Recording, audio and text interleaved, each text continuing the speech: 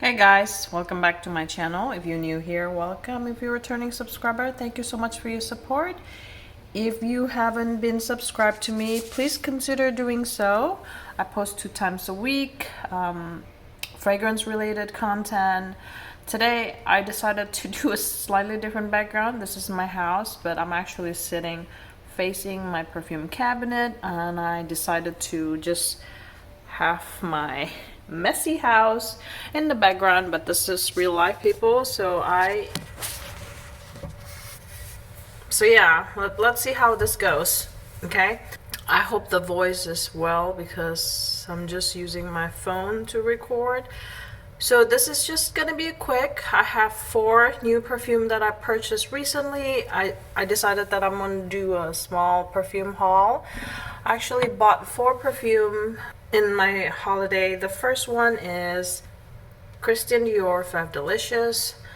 This is a beautiful tonka chocolate vanilla perfume. It's slightly powdery. So I've been on the lookout for a perfume, a chocolate perfume. I've tried Ritza. One of my great friends on Instagram sent me a decan of Gallagher Wicked Goods, which I absolutely love. That one also smells like chocolate. And one of my good friends as well, Betsy from Instagram, sent me Al Contrario Tiziana Terenzi. And Jennifer Latifa sent me a decan of Dior Feve Delicieuse. I couldn't decide which one to pick, to be honest, but the Al Contrario one has musk, which I'm not a big fan of, so it's really in between Dior Feve Delicieuse and Wicked Goods from Gallagher fragrance. But I felt like Dior Feve Delicieuse is more perfumey. It has more complexity, it has more other things happening, whereas Wicked Good is literally like chocolate, but in like a buckwheat. Yeah. So Gallagher Wicked Good is like buckwheat chocolate, whereas this one is more perfumey. There's tonka, there's powder, there's orchid, there's vanilla, there's chocolate. This one is much more complex. And finally, I picked my chocolate scent, which is Dior Feve Delicieuse. Longevity is amazing. This lasts 10 plus hours.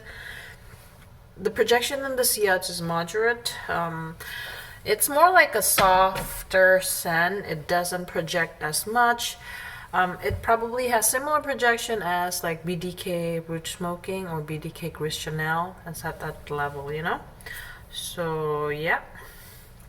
So the next purchase that I bought is Kilian Women in Gold. I mentioned this in my previous video. This is a very mature, expensive smelling vanilla, woods, and rose.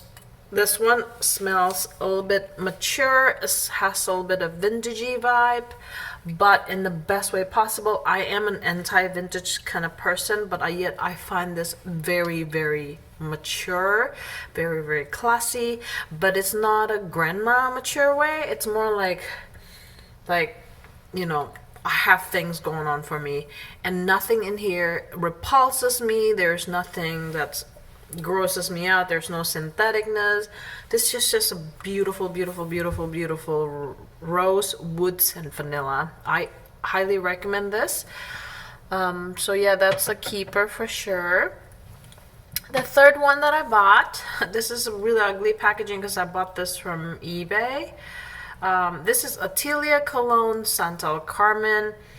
This is a beautiful sandalwood scent. This is probably like the most creamiest sandalwood I've ever smelled. I absolutely love this one. This actually reminds me so much of Sana Jardin Sandalwood Temple. If you have one, you probably don't need the other. Out of this 2, Sana Jardin Sandalwood Temple is a little bit more fruitier. It's more brighter. It's a little bit more it has more stuff going on, whereas Atelier Cologne Santal Carmin has more sandalwood. So out of this 2, they're pretty much similar, to be honest. Very, very similar. If you have one, you don't need the other, unless if you absolutely love it and you want every kind of it. then you could totally pick up Atelier Cologne's Santal Carmin. If you already have Santal Carmin, you could also pick up the Chanel Jardin Sandalwood Temple, because I guarantee you're gonna love it. Out of those two, which one's my preference? I think my preference is still Chanel Jardin Sandalwood Temple. Yeah, but nonetheless, I still recommend Santal Carmin, and I still really enjoy it. So the last purchase, last but not least, this is like one of the unicorn that's talked about, very popular. I bought this from Olfactophiles when she did Declutter. So hi Tara, thank you for selling me this. This is a unicorn. This is Guerlain My Insolence. Apparently this is like, this is Eau de Toilette. This is like one of the discontinued item and highly coveted. I think it's Murphy Girl favorite perfume as well. So this just smells like, it has like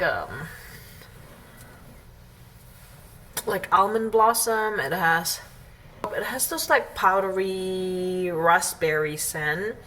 It has this lipsticky vibe a little bit. So this is my least favorite out of all the 4 that I purchased. Granted, all 4 are pretty good and 3 of them are like absolutely win, but unfortunately Guerlain My Insolence, it's a little bit more like, I don't know, the closest that I could think of that smells like this is Givenchy Haute Couture minus the smoke. So just take the raspberry and then dump it in like powderiness, lipsticky vibe.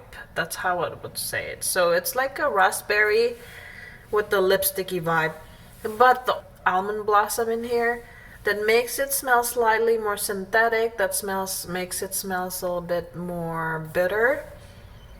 Overall, it's not a bad scent. For now, I'm keeping it, but I think it may be my least favorite perfume in my collection. So I won't be surprised if I declutter it one day. Yeah, I think that's it, guys. That's the 4 perfume that I purchased recently. I'm scanning my cabinet, see if there is anything that I forgot. But these are my 4 purchases that I recently bought that I want to mention to you guys, that I want to share. Out of this 4, which one's my favorite? I think Feve Delicieuse my favorite, followed by Kilian Women in Gold, and then Atelier Cologne, Santal Carmin, and the last but not least is Guerlain My Insolence Eau de Toilette. Alright, thank you so much for watching. I'll see you in the next one, and bye-bye.